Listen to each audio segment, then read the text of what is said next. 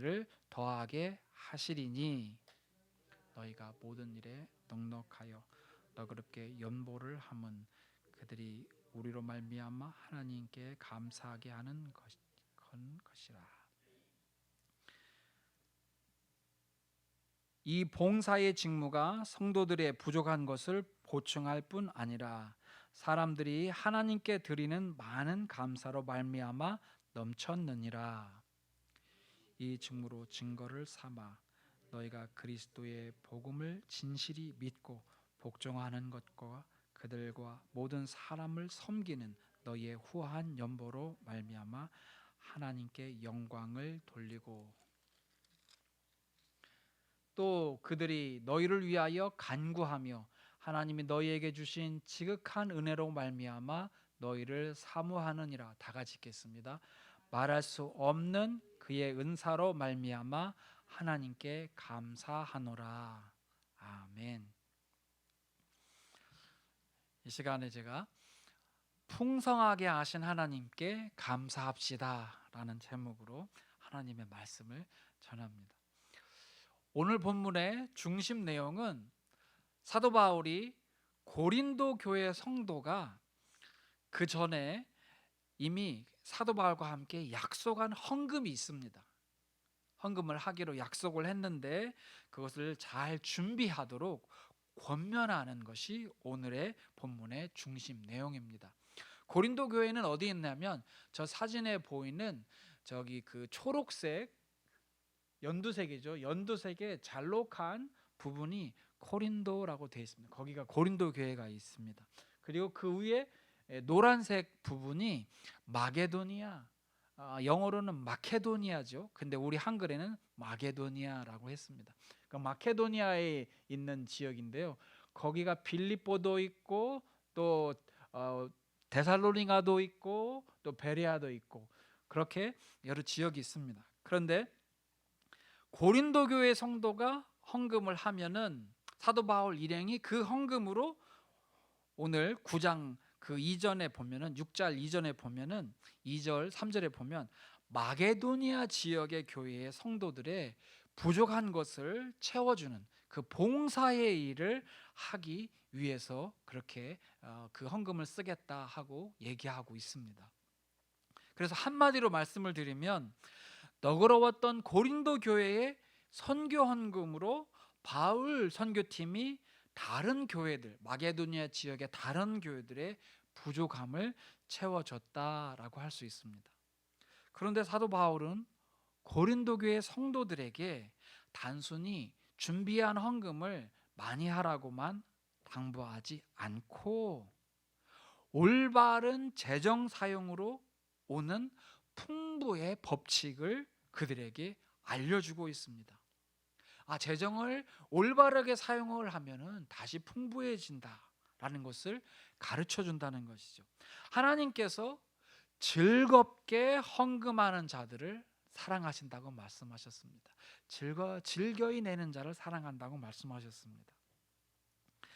그래서 거기서 끝이 아니라 하나님께서 그들에게 주시는 추가적인 은혜가 있다고 또한 말씀을 하고 있습니다. 그래서 저는 오늘 본문을 토대로 해서 풍성하게 하신 하나님께 감사합시다 라는 제목으로 말씀을 전하기를 원합니다. 이를 통해서 여러분과 제가 재정 사용의 비밀을 통한 풍부의 법칙을 다시 한번 되새기고 또 우리를 풍성하게 하신 하나님께 감사하도록 격려하기 원합니다. 자, 그렇다면 본문에 나타난 하나님께서 사랑하는 자에게 주시는 추가적인 은혜들은 무엇일까요? 하나님께서 주시는 추가적인 은혜, 첫째로 많이 거두는 은혜를 주십니다. 6절로 7절입니다. 이것이 곧 적게 심는 자는 적게 거두고 많이 심는 자는 많이 거둔다 하는 말이로다. 헬라어 성경에 어떤 분들은 그런 걸 갖고 계실 텐데요. 거기에 주석이 달려 있습니다. 헬라어로 복으로 심는 자는 복으로 거둔다. 여기 많이 심는 자는 많이 거둔다. 거기에 또 다른 표현은 복으로 심는 자는 복으로 거둔다라는 의미도 있습니다. 그래도 7절에 보면 각각 그 마음에 정한 대로 할지니 인색함으로나 억지로 하지 말지니 하나님은 즐겨내는 자를 사랑하시느니라 라고 하셨습니다. 이 세상에만 부익부 빈익빈이 있는 것이 아니라 교회 안에도 부익부 빈익빈이 있을 수 있습니다.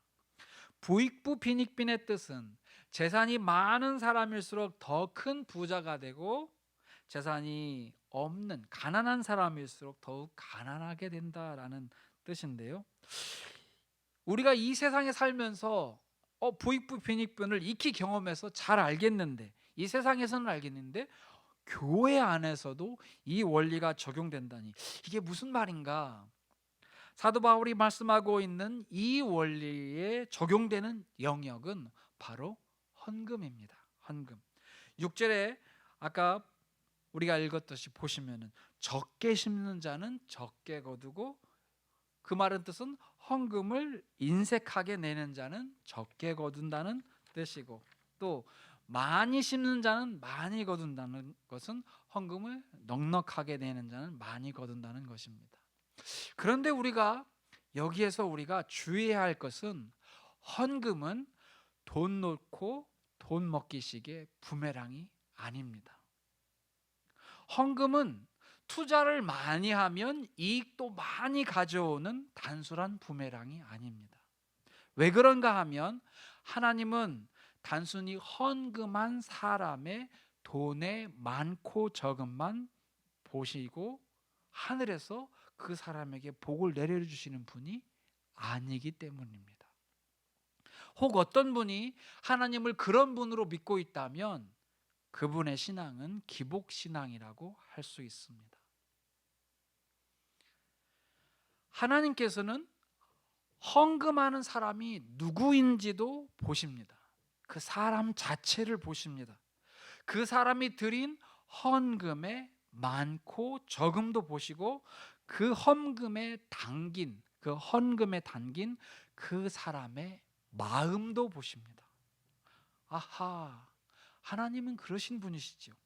따라서 만약 어떤 사람이 헌금만, 즉 돈만 많이 냈다고 해서 그것이 많이 심는 것이 아니며, 그렇다고 반대로 만약 어떤 사람이 헌금한 돈의 액수가 적으나 그 헌금에 담긴 그 마음, 그 사랑, 그 정성, 그 믿음이 크다 하면 그 헌금이 결코 적게 심은 것이 아닙니다. 그러므로 헌금은 단순히 교회에 돈을 내는 것이 아니라 헌금과 함께 하나님께 내 마음을 드리는 것입니다. 세상적인 판단 기준은 돈의 액수에 따라서 판단을 합니다. 그러나 하나님의 판단 기준은 그 헌금과 함께 그 마음에 담긴 그 마음을 보십니다. 헌금한 사람의 진심이 하나님께 전달이 되면 하나님께서도 그 사람에게 많이 거두는 은혜를 주시는 것입니다. 사진에 저 인물은 경상도 포항에서 어부도 하고 횟집을 운영하는 김상태 집사님입니다. 지금은 장로님이 되셨더라고요. 이분은 1975년에 친구를 따라서 부흥회에 참석한 것으로 신앙생활을 시작했습니다. 그는 예수님을 영접하고 세례도 받았지만, 장로교회 다니셨나 봐요. 세례도 받았지만 은혜를 체험하지 못하고 밍숭맹숭 그렇게 구원의 확신도 없이 답답하게 신앙생활을 하고 있었습니다. 하지만 주일은 반드시 내가 지킨다, 그런 각오로 주일 성소와 또 11조 헌금을 하나님께 꼭 드리려고 노력했습니다. 그런데 살다 보니까 시간이 지나가면서 10년 20년 살다 보니까 이 엎친 데 덮친 격으로 하고 있는 어장에 고기가 잡히지 않는 거예요. 선원들 월급도 줘야 되고 기름값도 내야 되는데 자꾸 빚만 늘어갔습니다. 거기에다가 IMF 여러분 기억하시죠? 1997년인가요? 96년인가요? 터진 IMF가 터져가지고 빚이 이제 4억 6천만 원 막 눈덩이처럼 불어나서 이제 부도 직전에 있었습니다.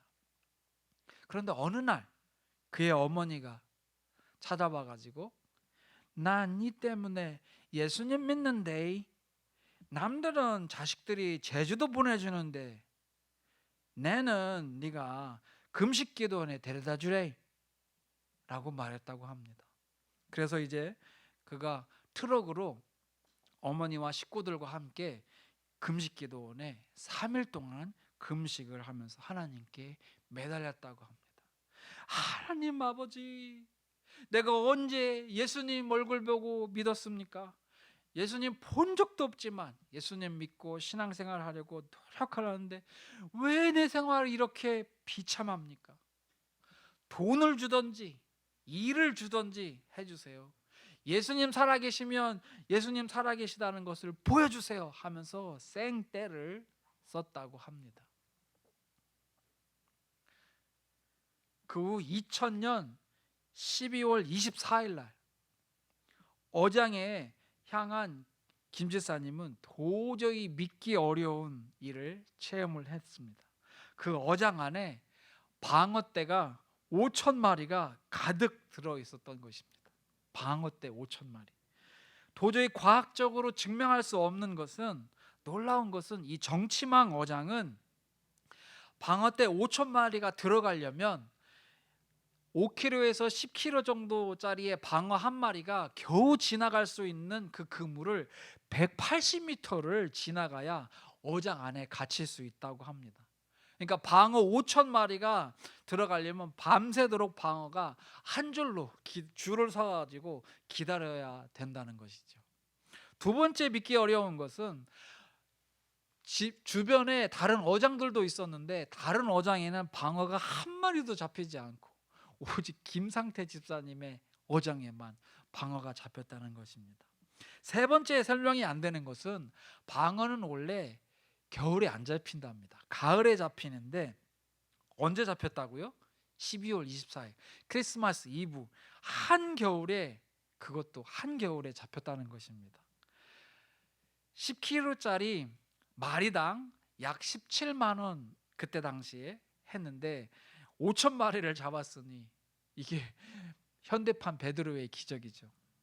그래서 그가 잡은 고기를 팔아서 빚도 청산하고 또 11조 헌금도 하고 건축 헌금도 하고 또 그 은혜가 너무 커서 여러 교회 다니면서 간증을 하고 있다고 합니다. 마가복음 12장 42절과 누가복음 21장 2절에 보면 예수님께서 가난한 과부가 드린 2렙돈을 보시고 칭찬을 해주셨습니다. 2렙돈은 지금 돈으로 만약에 우리가 환산한다면 한 2달러? 2불 정도 될 것입니다. 아주 작은 돈이죠. 근데 그녀에게는 생활비의 전부였습니다. 예수님께서 그 마음을 보시고 과부가 생활비 전부를 드리고 싶은 그 그녀의 갸륵한 그 마음을 보시고 칭찬해 주셨습니다. 예수님께서 그 과부가 굶주리게 하셨을까요? 저는 아니라고 생각합니다. 예수님은 그 과부가 더 이상 굶주림에 허덕이지 않도록 특별한 무슨 조치를 해주셨을 것이라고 믿습니다. 마치 엘리사에게 떡 한 덩이를 구워줬던 사르밧 과부에게 가뭄이 끝날 때까지 그녀의 집에 밀가루가 떨어지지 않고 기름이 마르지 않았던 기적처럼 그녀에게 무언가를 해주셨을 줄로 믿습니다. 그러므로 저는 여러분과 제가 어떤 헌금이든 헌물을 하나님께 드릴 때 진심으로 드리시기를 축원합니다.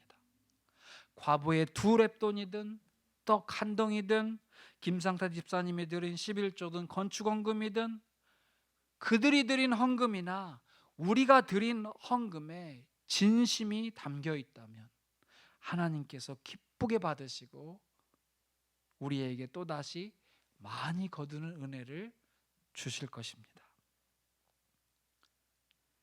하나님께서 주시는 추가적인 은혜, 두 번째 은혜는 모든 것에 넉넉한 여유를 주십니다.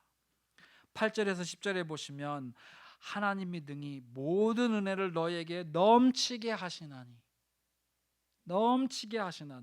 너희로 모든 일에 항상 모든 것이 넉넉하여 너희 모든 착한 일을 넘치게 하게 하려 하심이라. 기록된 바 그가 흩어 가난한 자들에게 주었으니 무엇을 주었습니까? 흩어서 재물을 주었으니 가난한 자에게 주었으니 그의 의가 영원토록 있느니라 함과 같으니라. 심는 자에게는 씨와 먹을 양식을 주시는 이가. 옛날에 우리가 농사 지을 때 보시면 저는 어머님들 그 부모님들이 감자나 보면 감자를 캐면 감자를 먹고 또 그해 다음 해에 심을 씨를 남겨두죠. 그러니까 먹을 양식도 주시고 또 심을 수 있는 씨를 주신다는 건 풍성하게 주셨다는 것이죠. 그래서 10절 후반절에 너희 심을 것을 주사 풍성하게 하시고 너희의 의의 열매를 더하게 하시리니. 가을이 되면 산천이 울긋불긋해지고 또 오곡백과가 먹음직스럽게 무르익고 벼들은 이제 노랗게 익어서 고개를 숙인 채 논들에 보면은 황금색 벌판으로 만들곤 합니다. 저는 어렸을 때에 이렇게 시골에서 살아서 넓은 호남 평야가 있는 곳에 살아서 가을날에 이 벌판이 황금색 벌판이 되는 것을 자주 보곤 했습니다.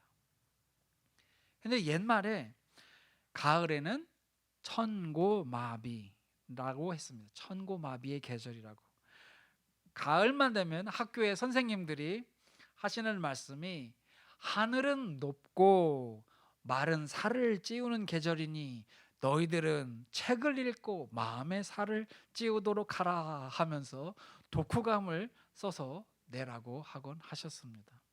그런데 저 같은 개구쟁이들은 천고마비의 계절에 책 읽는 것도 좋지만 친구들과 함께 산으로 들로 뛰어다니면서 밤 따먹고 감 따먹고 하면서 열매들 칡뿌리 개먹고 과일들 따먹으면서 지냈습니다.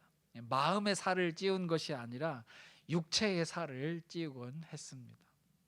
그렇습니다. 가을은 감성이 풍부해지는 계절인 동시에 맛있는 열매들도 풍성한 계절이지요.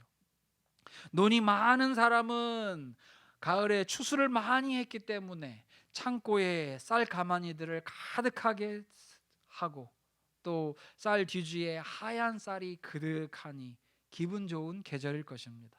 그러나 한편 논이 적은 사람은 추수를 해도 빚 갚고 나면 쌀 몇 가마니밖에 남지 않기 때문에 마냥 기분 좋은 계절만은 아닐 것입니다. 어떤 사람은 양식이 많이 있고 이듬해 심을 씨도 많은데 인심이 야박한 사람이 있고 어떤 사람은 가진 것이 별로 없는데 인심이 후한 사람이 있습니다. 그러나 속담에도 있듯이 광에서 인심 난다. 광에서 인심 난다. 그러니까 일반적으로 자기의 집 살림이 넉넉해야 남을 동정하거나 또 돕게 되는 경우가 많은 것이죠. 그래서 오늘날에도 물질적으로 여유가 있는 사람이 남을 돕고 챙겨주지 여유가 없으면 나 살기 바쁘니까 마음이 없어서 마음은 있다 할지라도 실질적으로는 그렇게 돕는 일이 많지 않지요. 이스라엘 사람들은 가난한 사람들을 도와주는 것을 의인의 중요한 덕목으로 여겼습니다. 오늘 9절 말씀, 우리가 아까 읽었던 9절 말씀은 시편 112편 9절 말씀에서 인용한 것입니다. 그가 재물을 흩어 빈궁한 자들에게 주었으니 그의 의가 영구히 있고 그의 뿔이 영광 중에 들리리로다.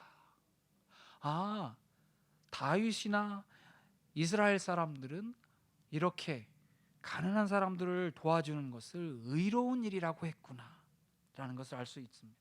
그런데요, 시편 41편 1절 3절을 보면 다윗이 또 이렇게 얘기합니다.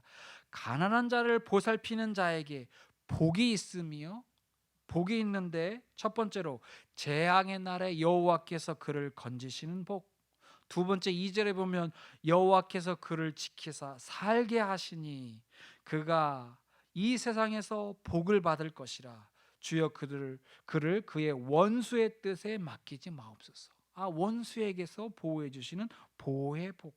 세 번째 3절에 보면 여호와께서 그를 병상에서 붙드시고 그가 누워 있을 때마다 그의 병을 고쳐 주시나니.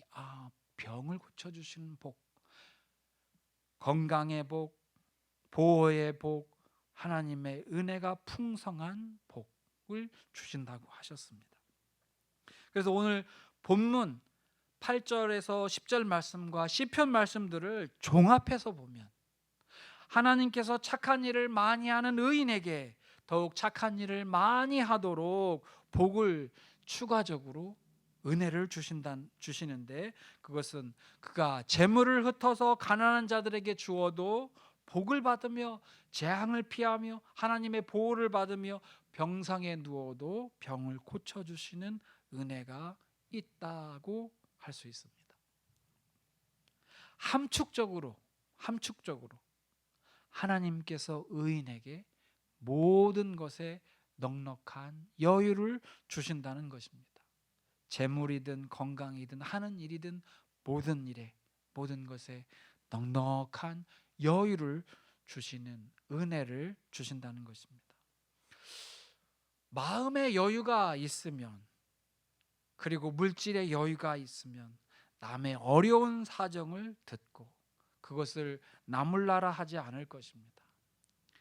그렇게 착한 일을 하면 또 하나님께서 그에게 은혜를 줘서 여유가 부족하지 않도록 하실 것입니다. 그러므로 저는 여러분과 제가 하나님께 감사하시기를 축원합니다.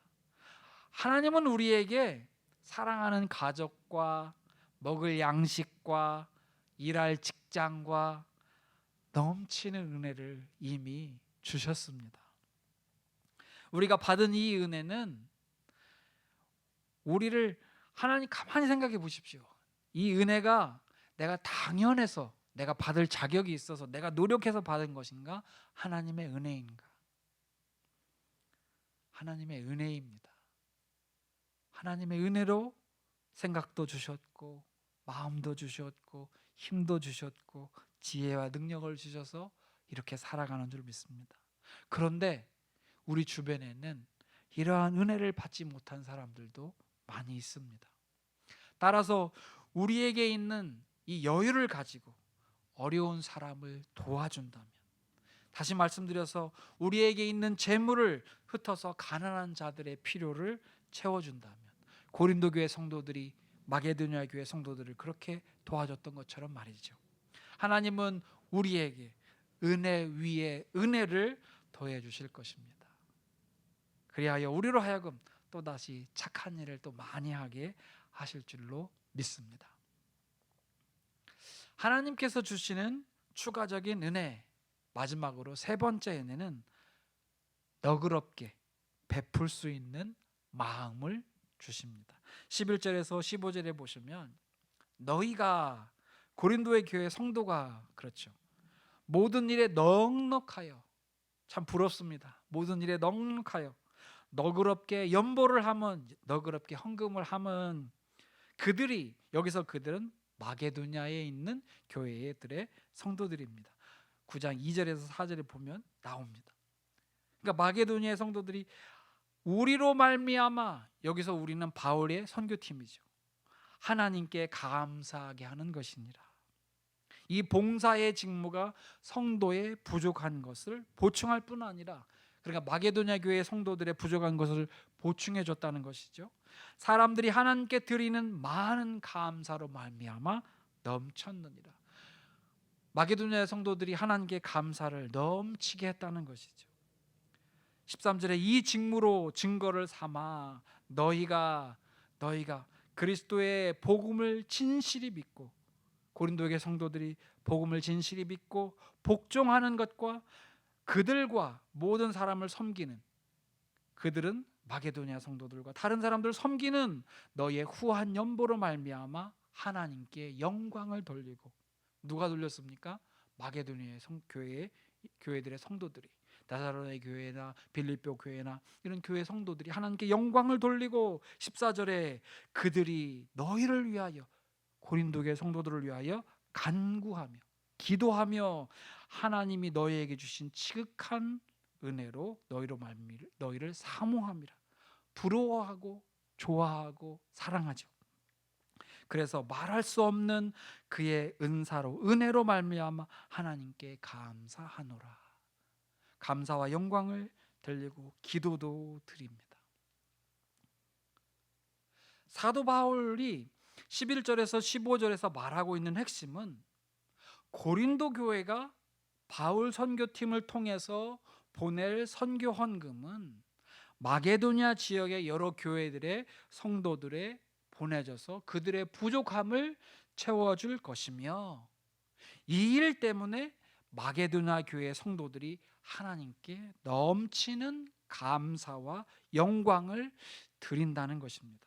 뿐만 아니라 이렇게 사랑을 경험한 마게도냐 교회 성도들이 고린도 교회 성도들을 사랑하는 마음으로 축복하며 기도할 거라는 것입니다. 아까 간구하며라고 했죠. 기도한다는 것입니다. 그렇습니다. 우리가요, 감사한 일을 경험하면은 그것이 감사하면 두고두고 생각하고 축복하고 기도합니다. 저도 15년 동안 사역하는 동안 교회 성도님들로부터 갚을 수 없는 많은 사랑의 빛을 졌습니다. 전적으로 하나님의 은혜입니다. 제가 무슨 자격이 있어서 그런 걸 받은 것이 아니라, 자격이 없지만 은혜로 받았으니 더욱 그렇게 은혜로운 사역자가 되라고 하나님께서 허락해 주신 것 같습니다. 남으로부터 사랑을 받아본 사람이 다른 사람을 사랑할 줄 안다고 합니다. 그래서 주님께서 우리에게 서로 사랑하라고 그래서 말씀하셨나 봅니다. 사랑을 받으면 사랑을 언젠가는 또 줄 수 있으니 말입니다. 만약 우리 교회 형제 자매들로부터 누군가 사랑을 받으면 믿음의 사람들이 하는 행동은, 반응은 오늘 본문에 나와 있는 마게도냐의 교회 성도들이 하는 것처럼 기도합니다. 특별히 축복 기도를 하죠. 창세기 12장 3절 전반절에 보시면 하나님께서 아브라함에게 너를 축복하는 자에게 내가 복을 내리고, 그러니까 누군가가 아브라함을 축복하는 자에게 내가 복을 내린다. 와, 하나님의 복이 임한다. 아브라함이 또한 그를 축복하면 하나님께서 또 그에게 복을 내려주실 줄로 믿습니다. 저는 우리 믿는 사람들의 입술에 권세가 있다고 믿습니다. 우리가 기도하는 것 또는 저주할 수도 있지만, 시편에 보면 다윗도 저주하기도 했지만은, 근데 신약에 들어와서는 예수님께서는 저주하지 말라고 하셨으니까 저주하는 경우는 별로 없죠. 축복하는 경우, 우리가 축복할 때에 그 축복이 그대로 될 줄 믿습니다. 아브라함에게만 축복할 수 있는 그런 권세가 있는 것이 아니라 하나님께서 믿는 자들에게 축복하는 권세를 주신 줄 믿습니다. 목회자만 축복할 수 있는 권세가 있는 게 아니라요, 모든 믿는 자들에게 축복할 수 있는 권세가 있는 줄 믿습니다. 뿐만 아니라 야고보서 5장 16절 후반절에 보시면 의인의 간구는 역사하는 힘이 크니라. 그것이 무엇이건 간에 의인이 기도하면 역사하는 힘이 크다라고 야고보가 말했습니다. 따라서 의인이 기도만이 아니라 의인이 축복 기도를 하면 그 역사하는 힘도 클 것을 믿습니다. 불의한 자의 축복 기도는 그 역사하는 힘이 크지 않을 것입니다. 의인이 불의한 자를 위해서 축복을 해도 불의한 자가 복을 받지 못할 수도 있습니다. 그러나 의인이 의인을 위해서 축복 기도하면 그 축복 기도는 역사하는 힘이 커서 하나님께서 그 의인에게 반드시 큰 복을 주실 것을 믿습니다.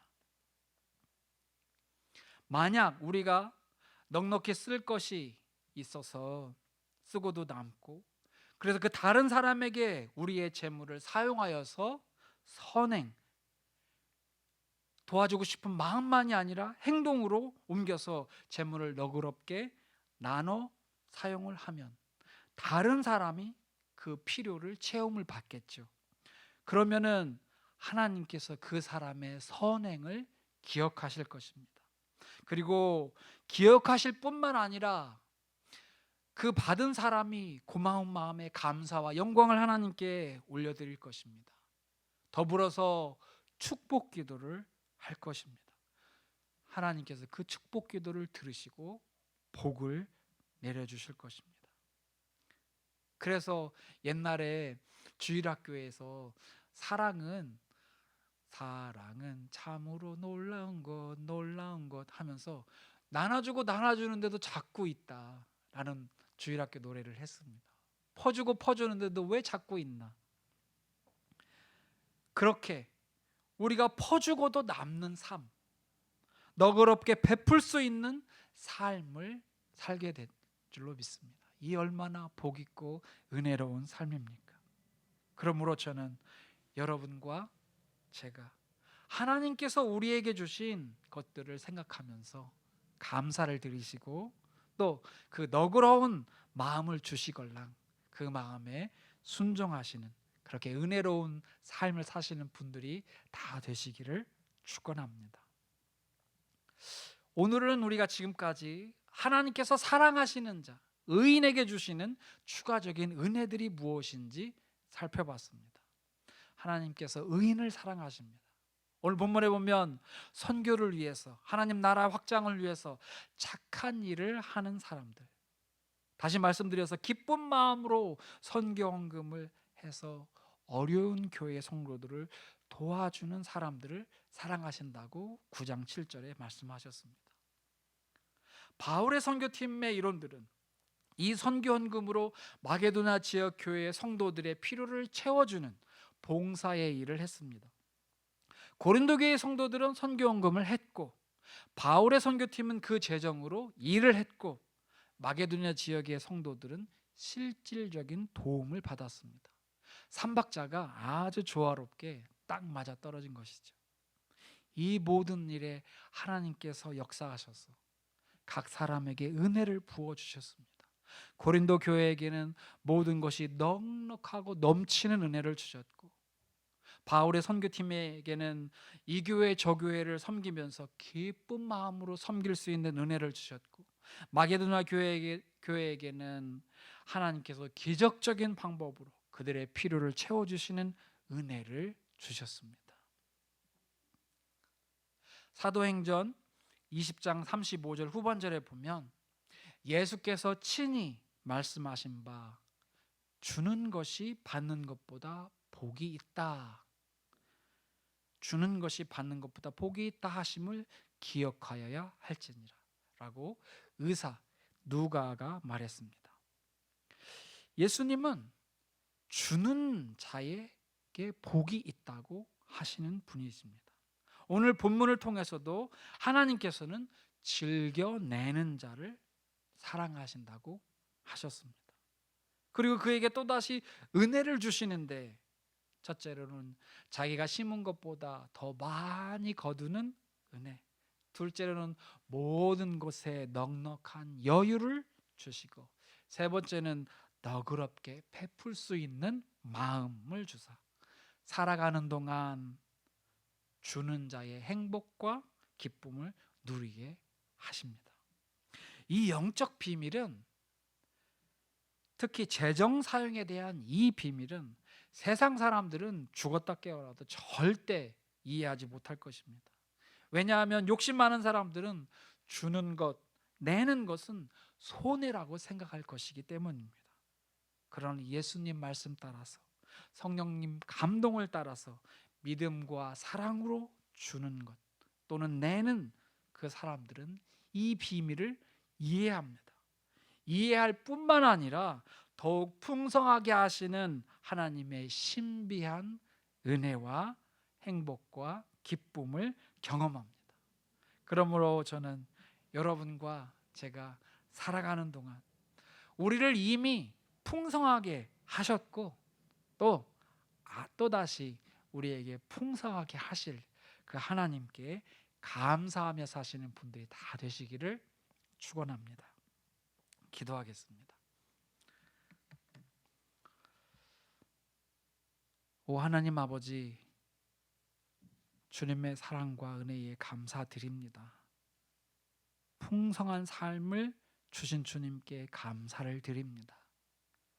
주님, 우리의 삶에 작은 것이든 큰 것이든 하나님의 감동에 따라 또 믿음으로 또 사랑으로 베풀 수 있거든 베풀게 하여 주시고, 하나님은 그것을 의롭다 여기신다고 하셨으니, 기억하신다 하셨으니 주님께서 기억해 주실 줄로 믿습니다. 그 착한 일을 사랑하시고 그렇게 착한 일을 많이 하는 사람을 복 주신다고 하셨으니 또한 그렇게 하실 것을 믿습니다. 오 하나님, 우리의 입술에 우리의 삶에 얻은 것, 받은 것으로 인하여서 감사할 줄 알게 하시고, 또 주님께서 더 주시면 그것으로 인하여서 풍성한 그 삶, 또 주실 그 삶을 인하여서 감사하는 우리 모두가 되기를 간절히 기도합니다. 주님 사랑합니다. 예수님 이름으로 기도합니다. 아멘. 광고 말씀을 드리겠습니다. 날씨가 많이 추워졌습니다. 그래서 이제 겨울이 오려나 봅니다. 일교차가 심한데 감기 조심하셔서 아픈 분들이 없기를 기도합니다. 수재민들을 위해서도 계속 기도를 부탁드리고요. 수재민들과 우리 교회의 성도님들이 비 피해를 입어서 그 집 때문에 호흡기 관련 질병이 발생하지 않도록 서로 기도 부탁드립니다. 또 저번 주에도 말씀드린 것처럼 휴스턴 총영사관의 뉴올리언스 출장 업무가 12월 초에 있을 예정입니다. 그래서 혹시 보실 업무가 있으신 분은 이혜권 한인 회장님께 카톡을 보내셔서 예약을 하시면 됩니다. 다른 광고 없으시면은 우리 다 같이 일어나셔서 찬송가 449장 1절, 2절, 4절 이렇게 세 절만 부르고 축도하고 마치겠습니다.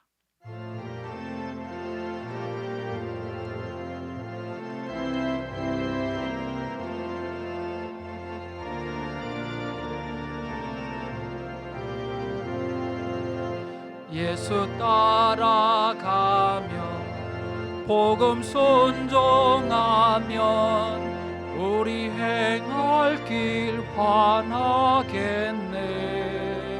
주를 의지하며 순종하는 자를 주가 늘 함께 주시리라. 의지하고 순종하는 길은 예수 안에 즐겁고 복된 길이로다. 남의 집 우리 고생할 때 주가 위로해 주시겠네. 주를 의지하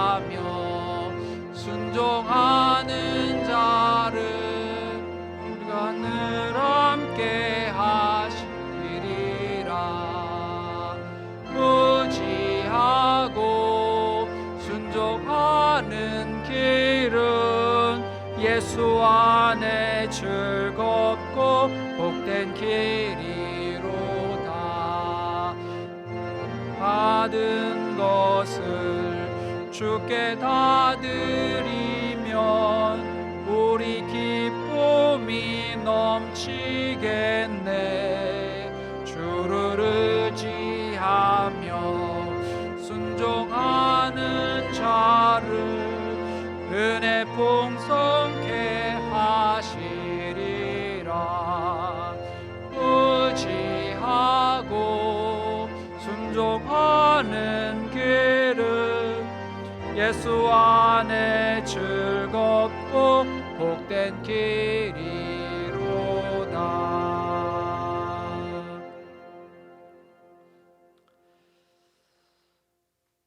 사랑과 은혜가 풍성하신 하나님, 오늘 우리 사랑하는 성도님들 삶 속에 함께 해주시기를 원합니다. 온라인 방송이 잘 되지 않은 모양인데 주님, 이후에도 혹시 제가 어떤 노력을 해서 또 우리 성도님들이 예배 드릴 수 있도록 할 수 있는 방법을 찾을 수 있었으면 좋겠습니다.